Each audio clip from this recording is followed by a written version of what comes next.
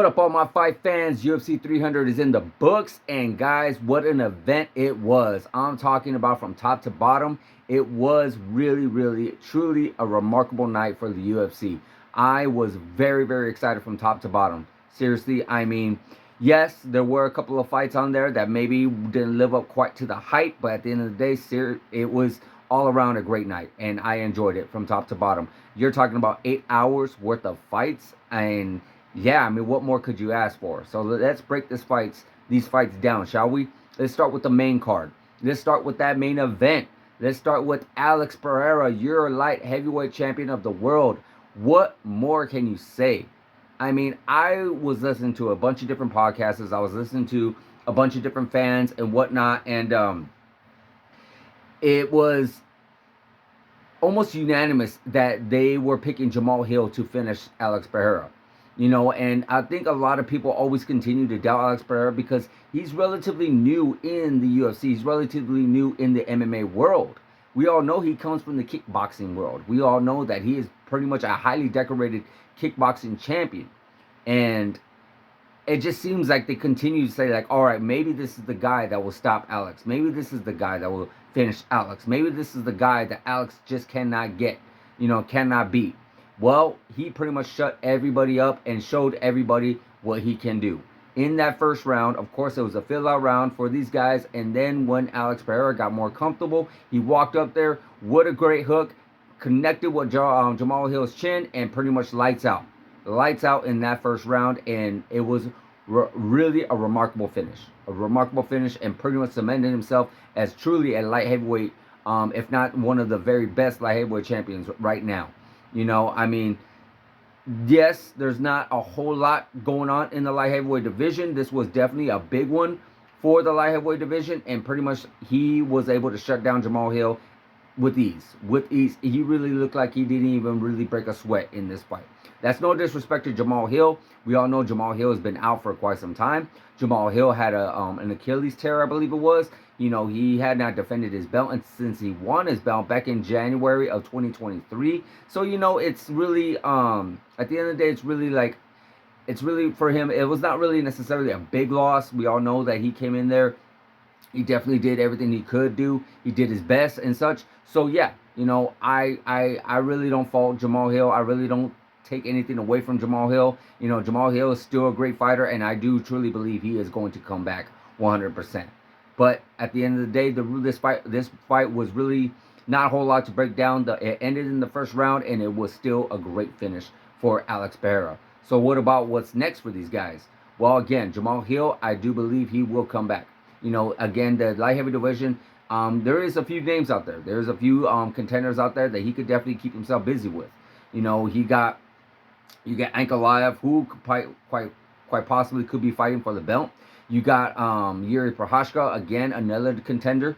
Those two have not fought each other, so that would be actually very exciting. You got Jan Blachowicz up in there too as well. So there's a few contenders in the light heavyweight division. But as far as Alex Pereira goes, this remains to be seen, because we've been hearing rumors about him possibly going up to heavyweight and becoming the first ever UFC 3-time world champion, making history. Good God, if anybody could do it, I do believe Alex Pereira could do it. And I would definitely love it. But we all know there really is no real champion at the moment to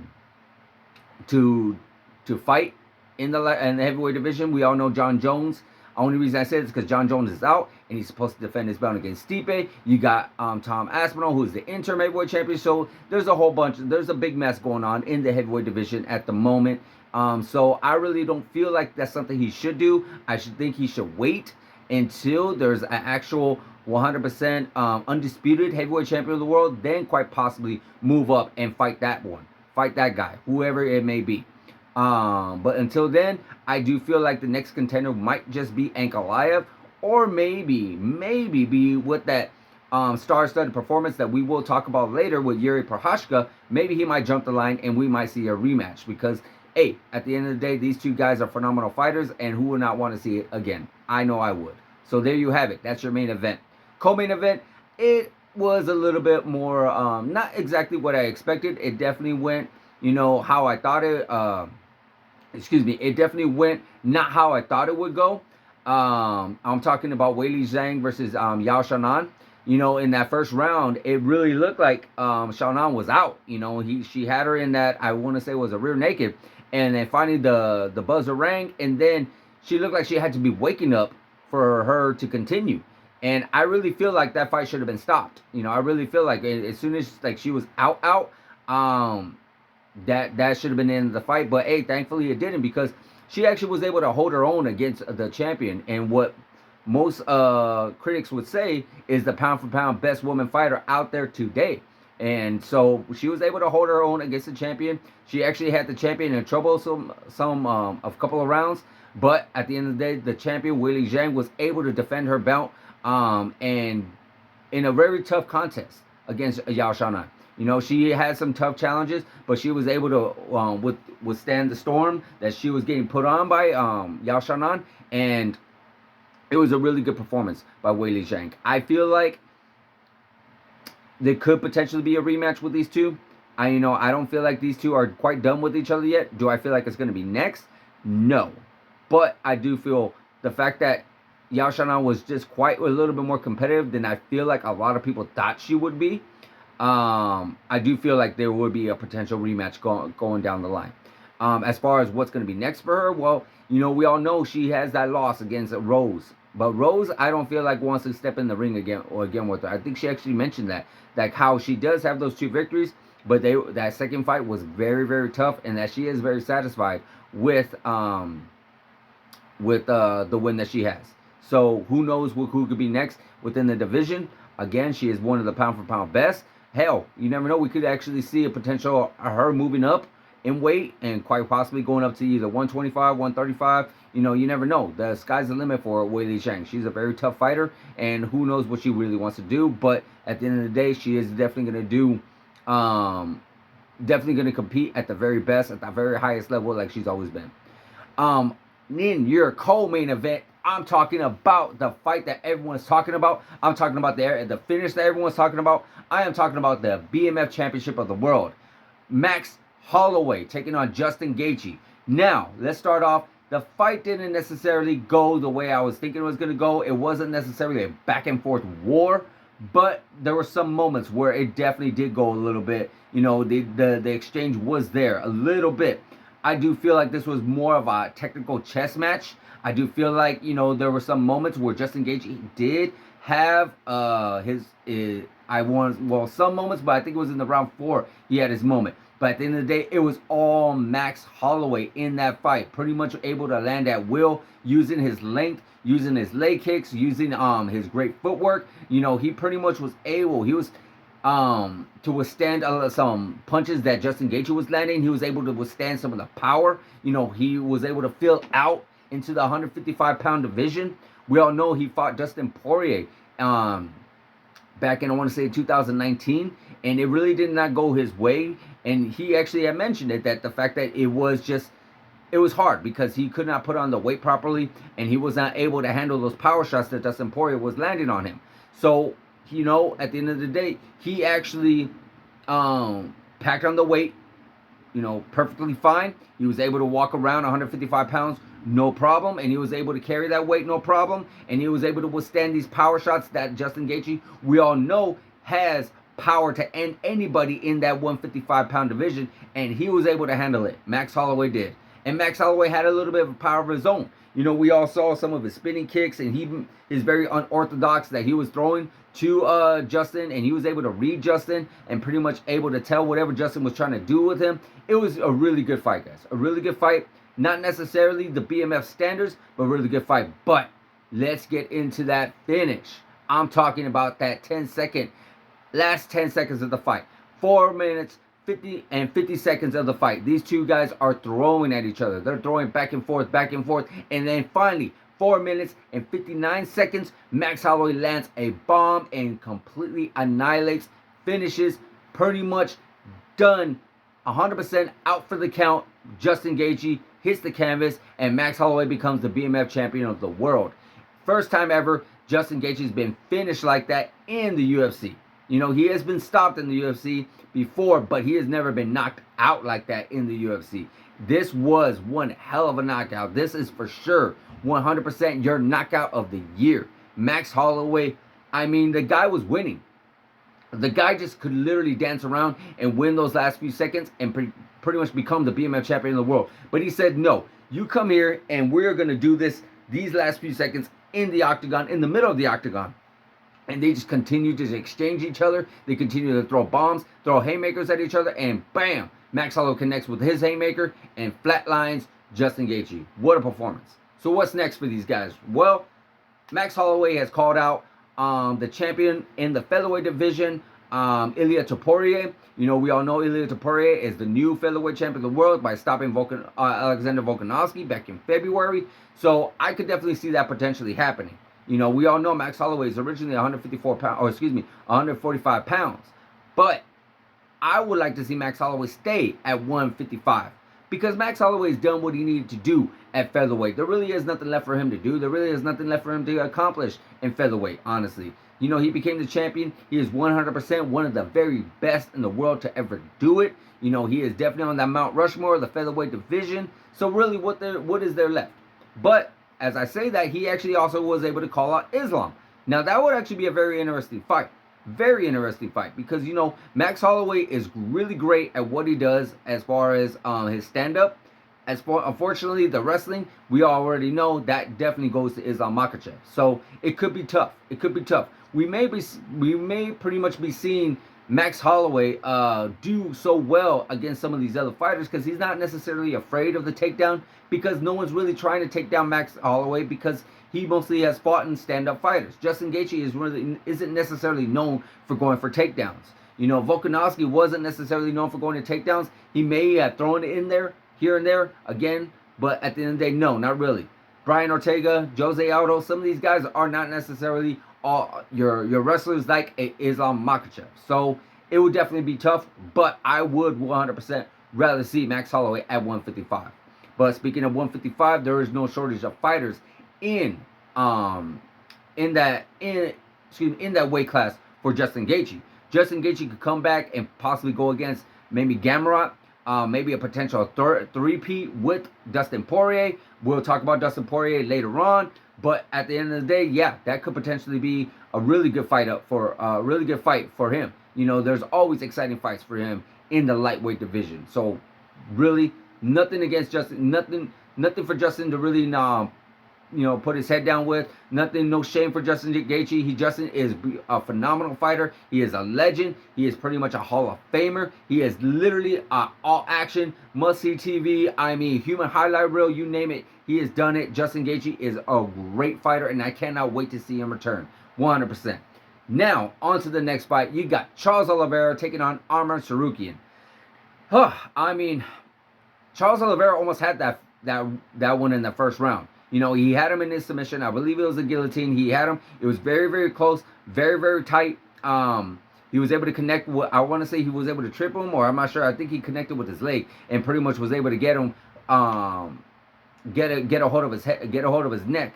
But at the end of the day, he did not go that way. You know, unfortunately, the fight continued for Charles Oliveira, and Arman Tsarukyan was able to have his way with him in that second round. His wrestling, his takedown, his takedowns, everything that he was able to do to Charles Oliveira had no answer. And you got to remember, Charles Oliveira has the most submissions in the UFC. Charles Oliveira has submitted some really great wrestlers, some really great black belt Brazilian Jiu-Jitsu artists. He has done it all within the UFC, and he had no answer for Arman Tsarukyan. Arman Tsarukyan is really one tough SOB. As far as the third round goes, you know, Arman Tsarukyan, I believe, had a little bit more control. Arman Tsarukyan had a little bit more going his way in that third round, but we all know that Charles Oliveira was able to survive some of that storm, and in the last, I want to say, 30 seconds, maybe in the last minute, he was able to get him in, I can't exactly remember, I don't think it was a triangle, excuse me.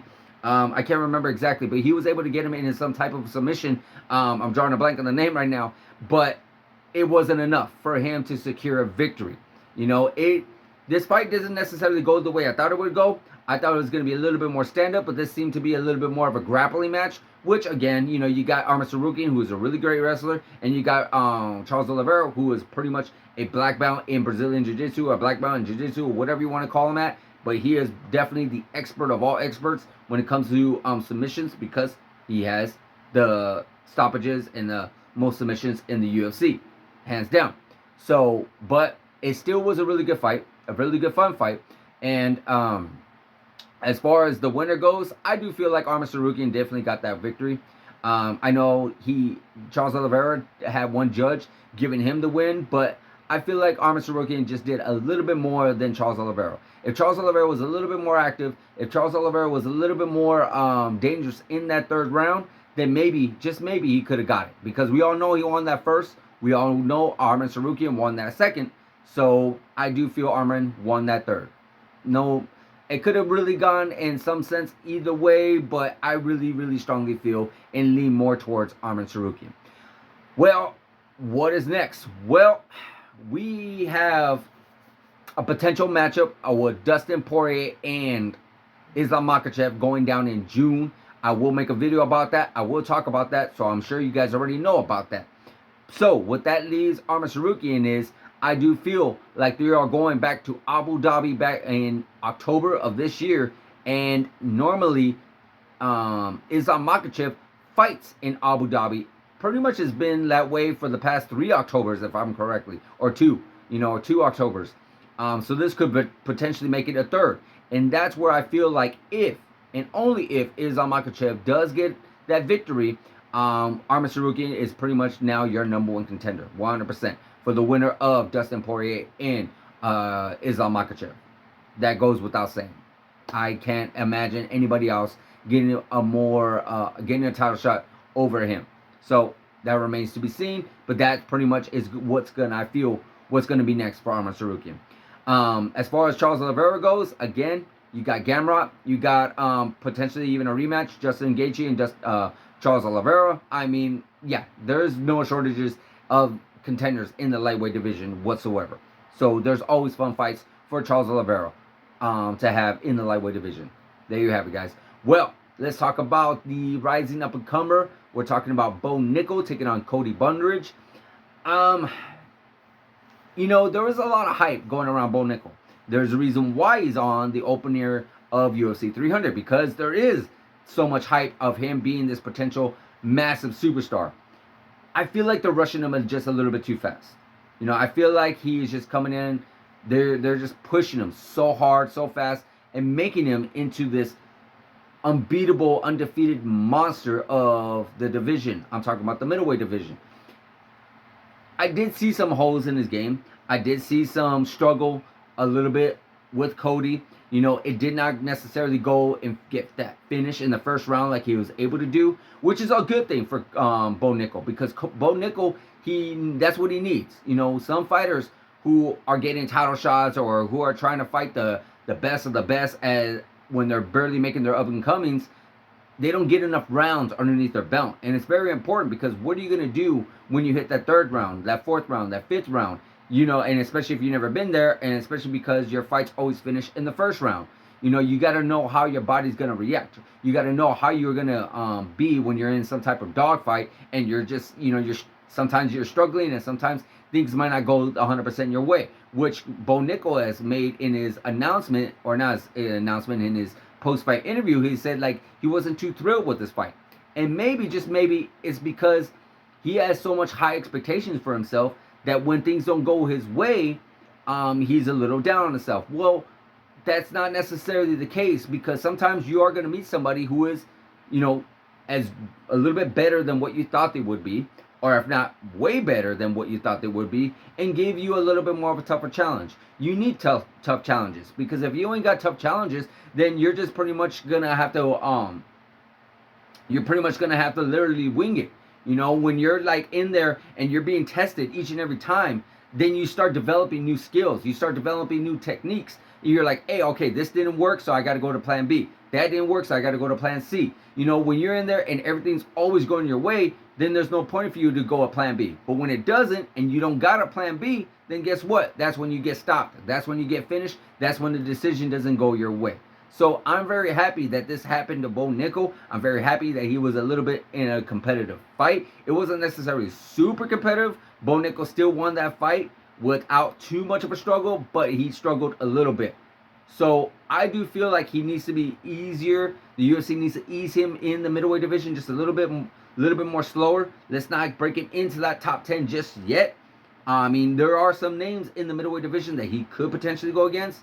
But if they really want to make him a star, let's not throw him to the wolves yet. Let's not throw him into the deep end yet. Let's let him swim a little bit. Let's let him learn the technique, learn the skills, and develop plan B, plan C, so he can potentially become a champion of the world one day, which is something he has said. He actually gave himself a little bit of a timeline, said maybe in the next 5 years, which is a pretty good timeline. Hell, he could actually do it a little bit sooner, but let's not do it too soon.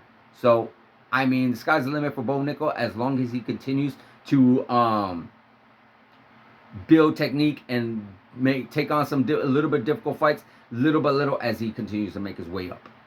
So there's your main card, guys. Let's quickly go through the prelims and the early prelims, shall we? You had Rakic taking on Yuri Prochazka. Great back and forth fight.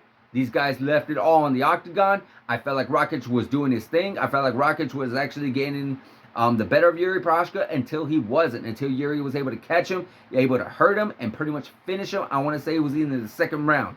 And now he is trying to call out for a title shot. Could potentially happen. But who knows? You still got Ankalaev in there. You got maybe potentially Yuri Prochazka taking on Jamal Hill or Jan Blachowicz. Who knows? But it was a very fun fight. I really enjoyed that fight. Also on the card, you had Aljamain Sterling taking Calvin Kattar. Now, this is one of the fights that didn't necessarily live up to the hype. It was pretty much Aljamain doing what he does best. Becoming that human backpack. Becoming that pretty much taking you to the ground and holding you and trying to go for that submission. He definitely filled out really good within the 145-pound division. We know that he was a 135-pound champion, so this was his first entrance, and he pretty much won the fight with ease. He won the fight with ease, and now he could potentially be making his appearance more in the 145-pound division and taking on more contenders and eventually fighting for the belt. You never know. I mean, quite possibly you could fight Arnold Allen. I mean, a fun fight with him and Brian Ortega would be really great. Both submission artists. I would love to see that. Calvin Kattar, same thing. I mean, he might want to take a step back a little bit, fight a few other contenders down the line, because I know things haven't necessarily gone his way as of late. So, yeah, that's something that he would definitely want to think about. You had the highly anticipated debut of Kayla Harrison taking on Holly Holm.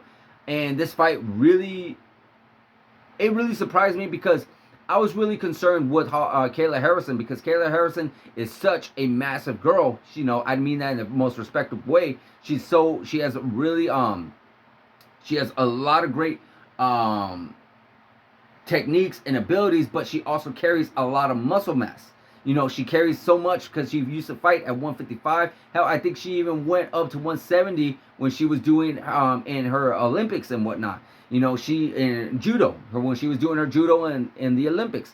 You know, so she is definitely a big girl regarding when it comes to the 135-pound division. So it was really concerning if she was able to make that weight. Well, she did then make that weight. She looked great in the cage, and she was able to do whatever she needed to do against Holly Holm. Now, again, Holly Holm is really, of course, we already know her. She is one tough female fighter. She is former champion of the world, a great boxer in the Boxing Hall of Fame, has some really great skills, especially back in her day. I do feel like maybe her time is a little bit more done. I do think she is 41, 42 years old, so yeah, it's a little bit tough for her. It's a little bit tough for her to see what she could possibly do right now. Maybe she still wants to continue to fight, but who knows?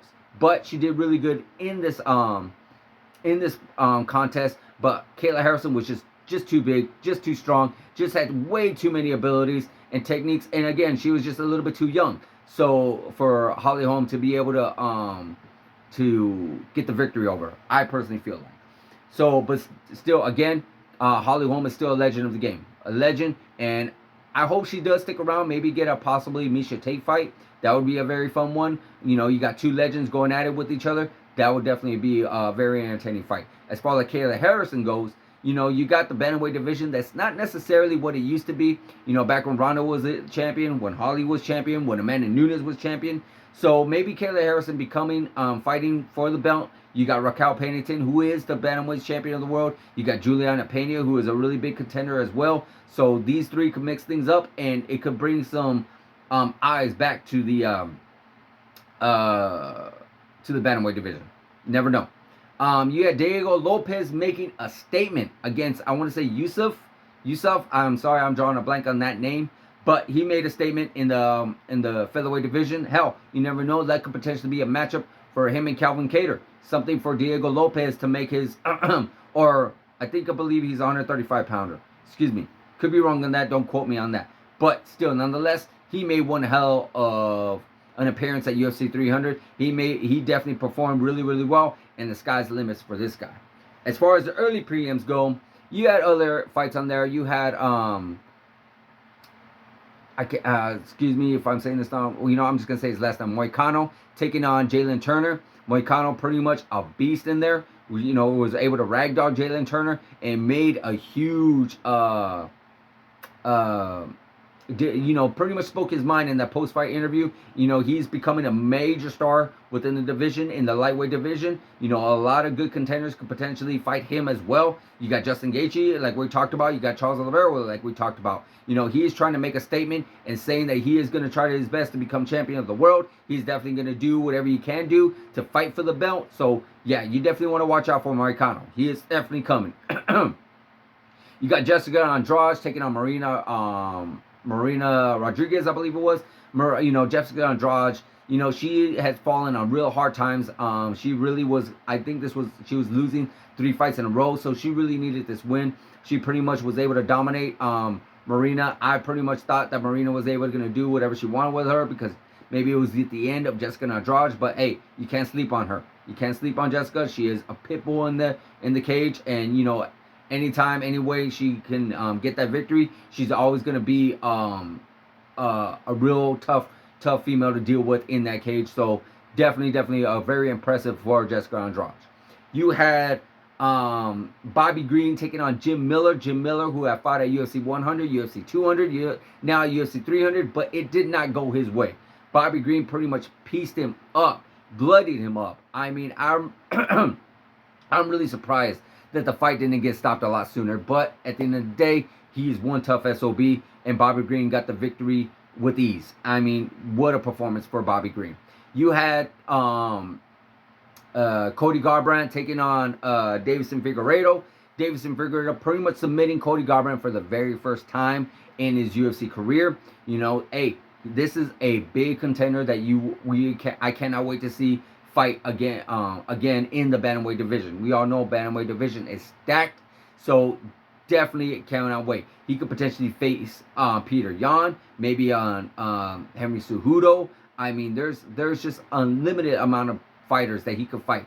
Davison Figueiredo could do. You know, he's looked really, really good as of late, and taking on a former champion of the world, you know, submitting a former champion of the world is definitely a really good notch to have on your belt. As far as Cody Garbrandt goes, it's unfortunate. You know, he's definitely fallen on some hard times himself.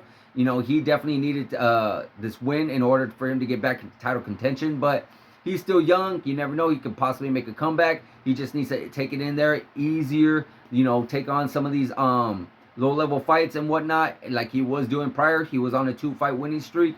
So hopefully he can get back in there. Well, there you have it, guys. UFC 300 in the books. What a fight night. I definitely recommend you check it out on YouTube on all the highlights. If you missed it, like, subscribe, hit that notification button, and I'll see you guys in the next video.